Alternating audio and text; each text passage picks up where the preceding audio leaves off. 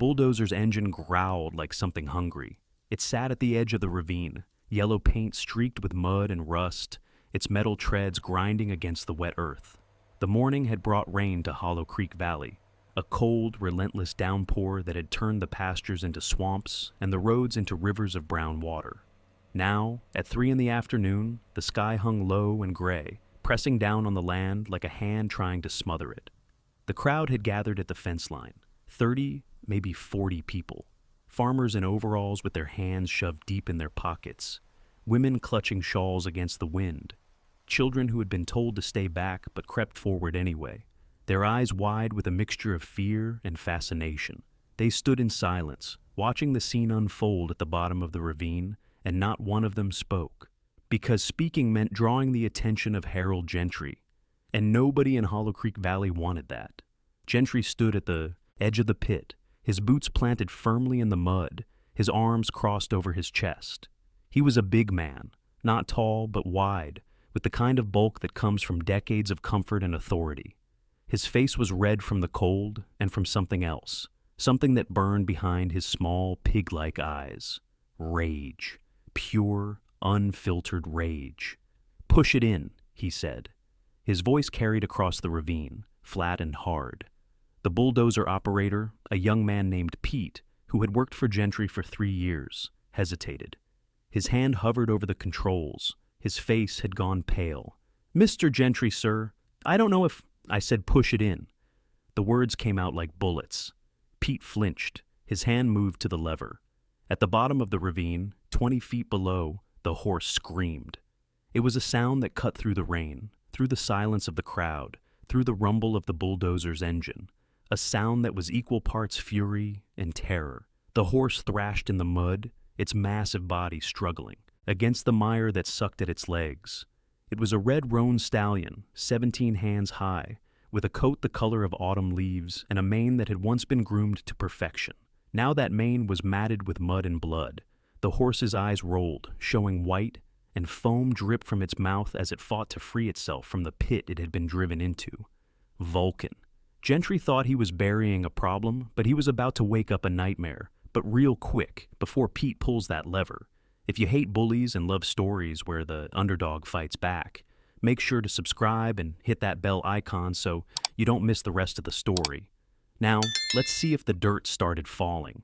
That was the name Harold Gentry had given him 3 years ago, when the horse had arrived at Gentry Farms as a yearling with championship bloodlines and a price tag of $200,000. Vulcan, the god of fire. A name meant to inspire awe, to command respect. Now Gentry spat that name like a curse. "That demon nearly killed one of my men this morning," he announced to the crowd, loud enough for everyone to hear. "Trampled him in the stable, broke 3 of his ribs. The boy's in the hospital right now, fighting for his life." He pointed down at the struggling horse. "This animal is dangerous, untrainable, a menace, and I won't have it on my property one more minute." A murmur rippled through the crowd. Some heads nodded, others looked away. Dr. Foster, the veterinarian who had been called to examine the horse, stood a few feet back from the pit's edge. He was a thin man with wire-rimmed glasses and a permanent expression of worry. He cleared his throat. "Mr. Gentry, if I could just—" "You already had your chance, Doc." Gentry didn't even look at him. "You told me there was nothing wrong with the horse, said he was just being willful. Well, I'm done with willful. I'm done with this whole mess. But, sir, putting him down like this, would you rather I shoot him?" Gentry's lips curled into something that wasn't quite a smile. "Because I can do that instead. Might be more entertaining for the folks who came to watch." Dr. Foster fell silent. He took a step back, his face gray. In the crowd, a woman named Martha pressed her hand over her mouth. Her husband, a dairy farmer named George, put his arm around her shoulders and turned her away from the scene. They walked back to their truck without looking back. But they didn't speak up. They didn't try to stop it. Nobody did. Because Harold Gentry owned half the valley. His family had founded this town 100 years ago. His money flowed through every business, every bank, every farm that survived the hard winters. Crossing him meant losing everything. Your land, your livelihood, your future. People had learned that lesson over the years. They had learned it well. So they stood in the rain and they watched and they said nothing. The bulldozer lurched forward. Its blade caught the edge of a dirt pile that had been pushed up earlier when Gentry's men had herded the horse into the ravine using trucks and tractors and sheer force. The blade began to push that dirt toward the pit's edge, toward the struggling horse below. Vulcan screamed again. The sound was different this time, higher, more desperate. The horse had stopped thrashing. Its strength was failing. The mud had climbed to its chest, and its head hung low, sides heaving with exhaustion. But still it cried out, over and over, a sound that seemed to carry across the whole valley like a prayer that no one was answering. And then, a figure emerged from the tree line. He walked slowly, unhurried, as if the rain and the cold and the terrible scene before him meant nothing at all. He was tall and thin, his shoulders hunched against the weather, and he wore clothes that had seen better days. A faded jacket with patches at the elbows, pants that were more mud than the fabric, boots that were held together with what looked like wire. His hair was long and gray, tangled and wet, hanging across a face that was weathered and lined like old leather. He looked like a drifter, a vagrant, a man who had wandered too far from whatever shelter might have him and stumbled upon something he shouldn't have seen. The crowd parted for him without really meaning to. Something about the way he moved made people step aside. Something in his eyes, gray as the sky, calm as still water, that seemed to see right through them. Gentry noticed the newcomer and scowled. "Who the hell are you?" The stranger didn't answer. He walked past Gentry, past the bulldozer, past the crowd, until he stood at the very edge of the ravine. He looked down at the horse trapped in the mud below, the horse that had stopped screaming and now stood with its head hanging, trembling, waiting to die. The stranger was still for a long moment. Then he sat down on the edge of the pit, swung his legs over, and began to slide down the muddy embankment. "Hey!" Gentry's voice cracked with disbelief. "What do you think you're doing?" The stranger didn't look back. He dug his heels into the slope, controlling his descent, leaving long furrows in the mud as he went. The crowd surged forward, pressing against the fence, their silence broken by gasps and whispered questions. Gentry laughed. It was an ugly sound, harsh and sharp, and it echoed across the ravine like a bark. He turned to the people around him, spreading his arms wide. "Well, would you look at that? We got ourselves a hero." He cupped his hands around his mouth and shouted down into the pit. "Go ahead, vagrant, save me a bullet. That demon will stomp you to death in 5 seconds." Someone in the crowd, a woman, maybe, or a child, made a small sound of protest. But no one moved to stop what was happening. No one climbed down after him. The stranger reached the bottom of the ravine. He stood knee-deep in the same mud that trapped the horse, maybe 15 feet away from the massive red roan. The horse had lifted its head at his approach. Its ears were pinned back flat against its skull. Its teeth were bared. Its eyes, ringed with white, fixed on this new threat with something that looked like pure, undiluted hatred. At the top of the ravine, Dr. Foster pushed his glasses up his nose with a trembling hand. "That man is going to die," he whispered. Nobody disagreed. The stranger stood perfectly still. He didn't raise his hands. He didn't speak. He didn't make any sudden movements. He simply stood there in the mud and the rain, his eyes fixed on the horse, his body utterly relaxed, as if he had all the time in the world, as if there was nowhere else he needed to be. Vulcan's nostrils flared. A low, dangerous sound rumbled in his chest. His front legs churned in the mud, finding purchase, preparing to strike. The crowd held its breath. And then Vulcan charged. The horse lunged forward with explosive force, ripping himself free from the mud that had held him captive. 1,500 pounds of muscle and fury and pain, teeth bared, hooves slashing at the air. A weapon made of flesh and bone and desperation. The stranger didn't move. He stood exactly where he was, his eyes closed now, his face tilted slightly upward toward the rain. The horse came at him like a freight train, and he didn't take a single step back, didn't raise his arms to protect himself, didn't do any of the things that every instinct in the human body screams at you to do when death comes charging. The horse's hot breath washed over his face, and then it stopped. The crowd had gone completely silent, not the silence of before, the fearful quiet of people who didn't want to be noticed. This was different. This was the silence of 40 people who had just witnessed something they couldn't explain, something that shouldn't have been possible. The horse stood inches from the stranger's face.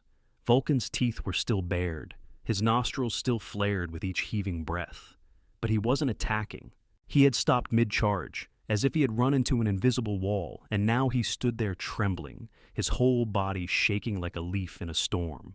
The stranger opened his eyes. He looked at the horse, not with fear, not with triumph, not with any of the emotions you might expect from a man who had just stared down death and survived. He looked at Vulcan the way you might look at an old friend you hadn't seen in years, with recognition, with understanding, with infinite patient compassion. "There you are," the stranger said softly. His voice was rough from disuse, barely more than a whisper, but in the silence of the ravine, everyone heard it. The words weren't meant for the crowd above. They weren't even really meant for the horse. They were something else, an acknowledgement, a greeting, a promise all rolled into one. The stranger reached out his hand. It moved slowly, deliberately, giving the horse every chance to react. His fingers extended toward Vulcan's massive head, past the rolling eyes and the bared teeth, reaching for a spot just behind the horse's left ear. Vulcan flinched. For a moment, it seemed like violence would still come. The horse's muscles bunched, his head jerked away. A growl-like sound escaped his throat. But the stranger's hand followed, gentle and insistent. And when his fingers finally made contact with that specific spot, a hollow just behind the ear where the skull met the jaw, something changed. Vulcan's knees buckled. The great red roan collapsed forward, his front legs folding beneath him, his massive body sinking into the mud, not in attack, not in threat. The horse fell into the stranger's arms like a child seeking comfort, his head pressing against the man's chest, his whole body trembling with something that looked unmistakably like relief. At the top of the ravine, Harold Gentry's mouth had fallen open. Dr. Foster was muttering to himself, shaking his head over and over. The stranger ran his hands along the horse's jaw, his fingers probing gently through the mud and matted hair, his brow furrowed. He tilted Vulcan's head toward what gray light the sky offered, examining something that no one else could see. "There," he murmured. "That's what they missed. That's what you've been trying to tell them." He reached into his jacket pocket and pulled out a small knife. It was old and worn, the handle wrapped in leather that had turned black with age and use. But when he opened it, the blade caught the light with a glint that said it was still sharp. A gasp went through the crowd. "He's gonna kill it!" someone shouted. "Stop him!" But before anyone could move, the stranger pressed the blade against a spot on the horse's lower jaw, a spot that was swollen, hot to the touch, hidden beneath the hair and the mud. He made a small, precise cut. What came out was not blood. It was pus, thick and yellow and foul-smelling, pouring from the wound like poison finally released from a body that had been fighting it too long. The stranger worked carefully, his hands steady despite the cold, draining the abscess that had been growing in the horse's jaw for weeks, maybe months, causing pressure and pain and inflammation that had been driving the animal mad. Vulcan let out a long, shuddering breath. His eyes, which had been wild with agony, began to soften. The tension drained from his body. His head, which had been thrashing and fighting, went still against the stranger's shoulder. "An abscess," Dr. Foster breathed from above. "Dear God, an infected tooth must have caused it. The pain would have been constant. Every time he ate, every time anyone touched his face, every time he wore a bridle." "You examined that horse 3 times, Gentry snapped, his face gone red with something more than cold. "You told me there was nothing wrong with him. The swelling was internal, Mr. Gentry. Without proper imaging equipment, I paid you $10,000. But Dr. Foster wasn't listening anymore. He was watching the scene below with something like wonder on his face. The stranger was talking to the horse. His voice was too low for the crowd to hear the words, just a gentle murmur that rose and fell like a lullaby. His hands moved over Vulcan's neck and shoulders, checking for other injuries, other signs of neglect. He found the welts from where ropes had been used too harshly. He found the scars from spurs that had been applied without mercy. He found all the small cruelties that had accumulated over 3 years under Harold Gentry's ownership. And he didn't say a word about them. Not yet. Instead, he simply cleaned the wound with water from a canteen he carried, and he held the horse, and he waited. The rain had stopped. Nobody had noticed exactly when it happened, but the clouds had begun to break apart, and thin shafts of sunlight were cutting through the gray like fingers reaching down from heaven. One of those shafts fell directly into the ravine, illuminating the man and the horse in a pool of golden light. The stranger looked up. For the first time, his face was clearly visible to the crowd above. It was a hard face, carved by weather and time, but not unkind. There were deep lines around his eyes, the kind that come from squinting into sun and wind, but also the kind that come from smiling. His gray hair, wet and tangled, fell across a forehead that was broad and thoughtful. But it was his eyes that caught people's attention. They were gray, like his hair, but there was something in them that hadn't been visible before. A light, a warmth, something that had been buried deep for a long time and was only now beginning to surface. "He needs food," the stranger called up. His voice was stronger now, carrying easily to the crowd above. Clean water, a dry stable, and time. "Now, wait just a minute," Gentry began. "The infection's been draining him for weeks. He's lost weight. His muscles have started to waste. Another few days and it would have killed him. Anyway." The stranger's gaze met Gentry's, and something in that look made the wealthy breeder take a step back. "But he's not dead yet, and he's not going to die." The stranger took hold of a handful of Vulcan's mane. For a moment, nothing happened. The horse was still lying in the mud, exhausted from the ordeal, from the infection, from everything that had been done to him. Then, responding to some signal that only he could feel, Vulcan began to rise. It was slow. It was painful to watch. The horse's legs shook. His breath came in great heaving gasps. Twice he stumbled and nearly fell again. But the stranger's hand never left his mane. The stranger's voice never stopped murmuring encouragement. And inch by inch, the great red roan found his feet again. The stranger swung up onto the horse's back. No saddle, no bridle. Nothing but his own legs gripping the horse's sides and his hands buried in that muddy mane.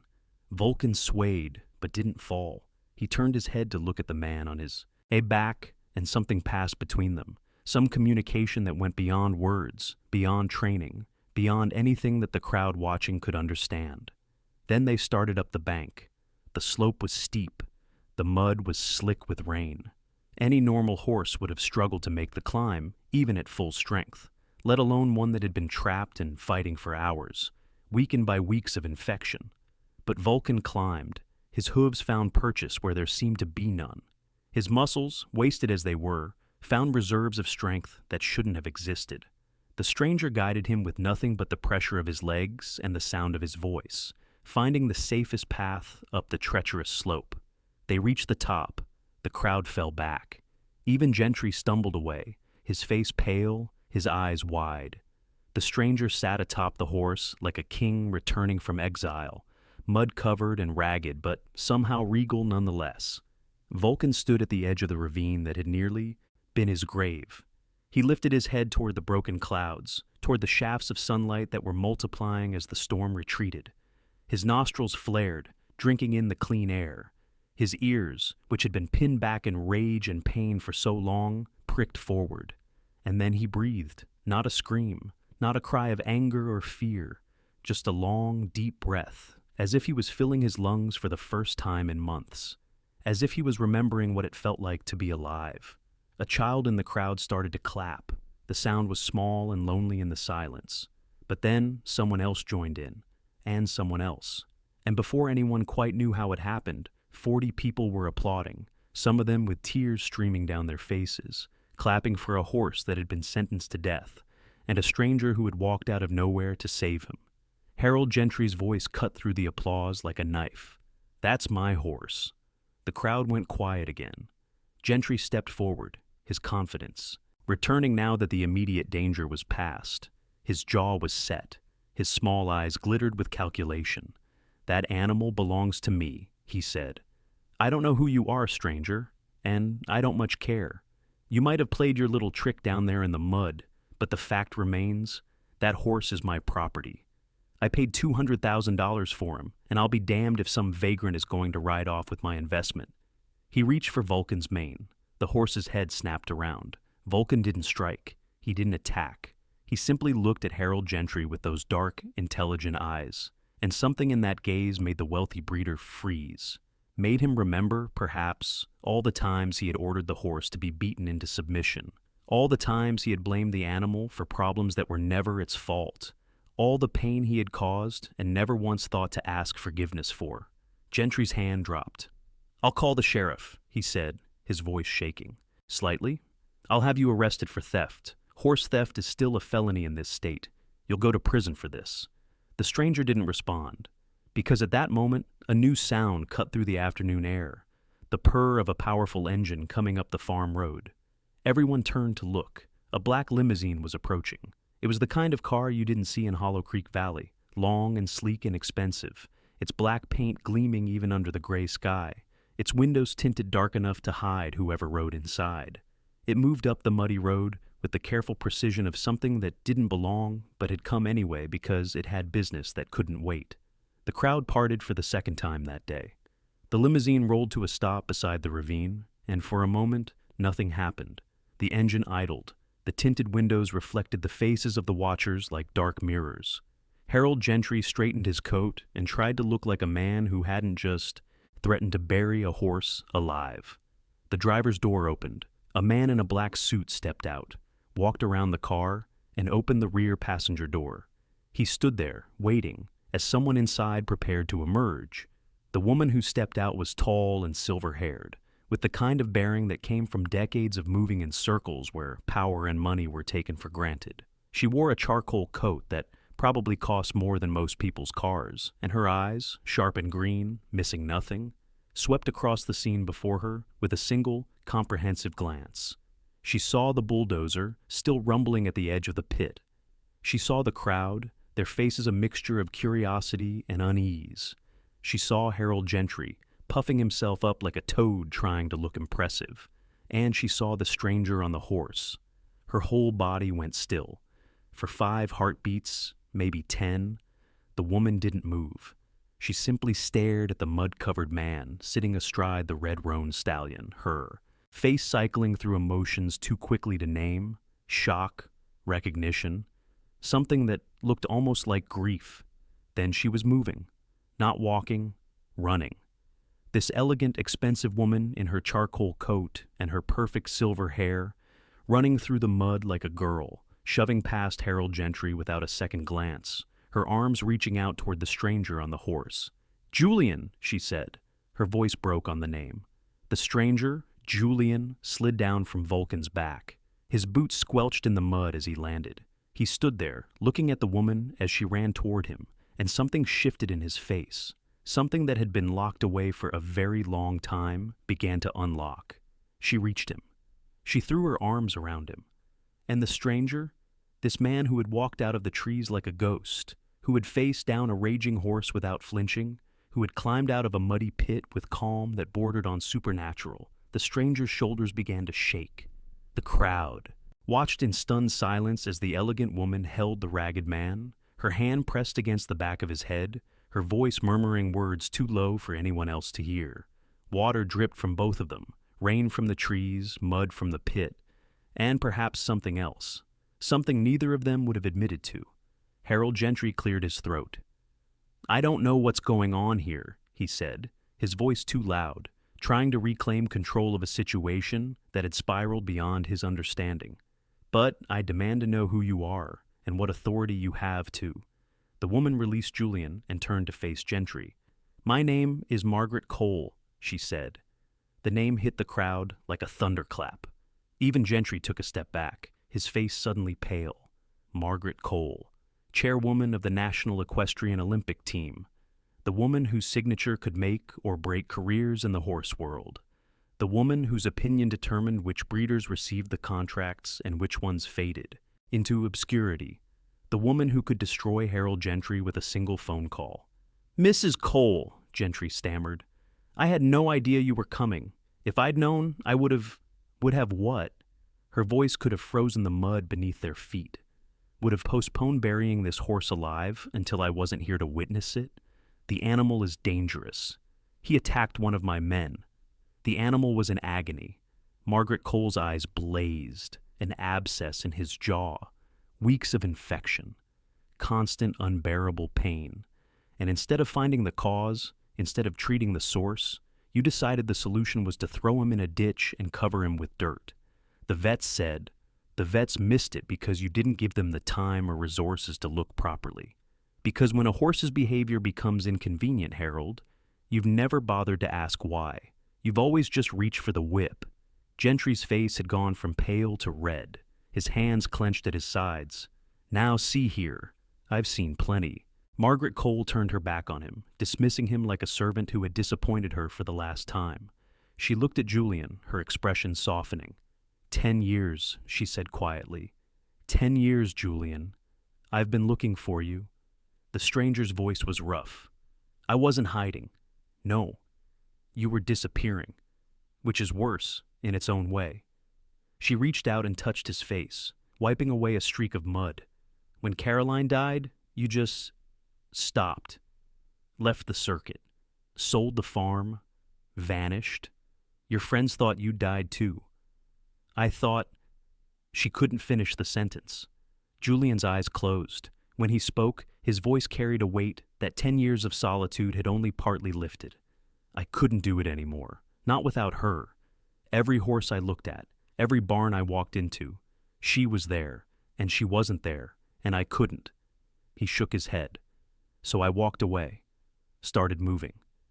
Didn't stop. Until today.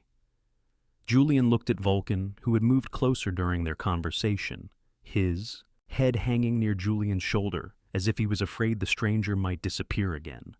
I heard him screaming, Julian said, from half a mile away, through the trees, and I just started walking, because you couldn't not. It wasn't a question. Because Caroline would have. Julian's voice broke on his wife's name. She never could stand to see anything suffer, not if there was something she could do about it. Margaret Cole was quiet for a long moment. Then she turned back to face the crowd, to face Harold Gentry, who was still standing there, with his face twisted in anger and confusion. Ladies and gentlemen, she said, her voice carrying clearly across the field, allow me to introduce you to Julian Thorne, the greatest horse trainer in history, the man who produced more Olympic champions than any other trainer in the sport's history, the man who could see into a horse's soul and heal wounds that no veterinarian could find. A gasp went through the crowd. Julian Thorne. Even people who didn't follow the equestrian world knew that name. He had been a legend, a man who could take broken, damaged horses and transform them into champions. His methods had been called miraculous, revolutionary, impossible. He had trained Gold Cup winners, Olympic medalists, horses that had been written off by everyone else. And then, 10 years ago, he had simply vanished. Thorne's farm burned down, someone in the crowd whispered. I read about it. His wife died in the fire. They never found him after that. Police said he might have died too. He just walked away, left everything behind. Margaret Cole silenced the whispers with a single raised hand. Julian's grief was his own, she said. It wasn't for the public to pick apart, but his gift, that never left him, as we all just witnessed. She turned to Harold Gentry. That horse, she said, pointing at Vulcan, has championship bloodlines. I know because I was there when his sire won the International Grand Prix. I was there when his dam took gold in the Summer Olympics. And I've been watching over the years as his potential was systematically destroyed by bad training, bad handling, and a complete lack of understanding of what he could have become. Gentry found his voice. That horse is still my property. That horse has been abused and neglected under your care. Margaret's voice turned cold. I have witnesses. I have Dr. Foster's examination reports showing suspicious injuries that were never properly investigated. And I have a very good relationship with the state's Agricultural Oversight Board. Gentry went white. This is extortion. This is consequences. Margaret reached into her coat pocket and pulled out a card. She held it toward Gentry between two fingers. My lawyers will be in touch. You can either sign over ownership of this horse willingly, or I can drag you through every court in the state while making very sure that everyone in the industry knows exactly what kind of breeder you are. She smiled. It was not a kind smile. Your choice. The crowd watched in silence as Harold Gentry's empire crumbled in front of him. His face cycled through colors, white to red to purple to a sickly gray. His hands shook. His mouth opened and closed like a fish drowning in air. Finally, he snatched the card from Margaret's hand. "Fine," he spat. "Take the beast. Take them both for all I care. But don't think this is over." He turned and stormed toward his truck, his expensive boots squelching in the mud he had been so willing to bury a living creature in. Margaret Cole watched him go. "It's over," she said softly. "He just doesn't know it yet." She turned back to Julian, her expression changing from steel to something warmer. Something that looked almost like hope. "Come back, Julian. The circuit needs you. The horses need you." She glanced at Vulcan, who was still standing close to the stranger, his head resting against the man's shoulder. "This one needs you. And I think you need him too." Julian was quiet for a long moment. He reached up and stroked Vulcan's neck, feeling the horse's heartbeat beneath his fingers. The steady rhythm of a creature that had been saved from the edge of death, that had found in this broken stranger a kindred spirit. "I can't go back to what I was," Julian said finally. "That man died when Caroline did. I'm not asking for the old Julian." Margaret's voice was gentle. "I'm asking for whoever you are now, whoever walked out of those trees and climbed down into that pit without thinking twice. The world has enough champions. What it needs is someone who can see the pain that others miss." The clouds had fully broken now.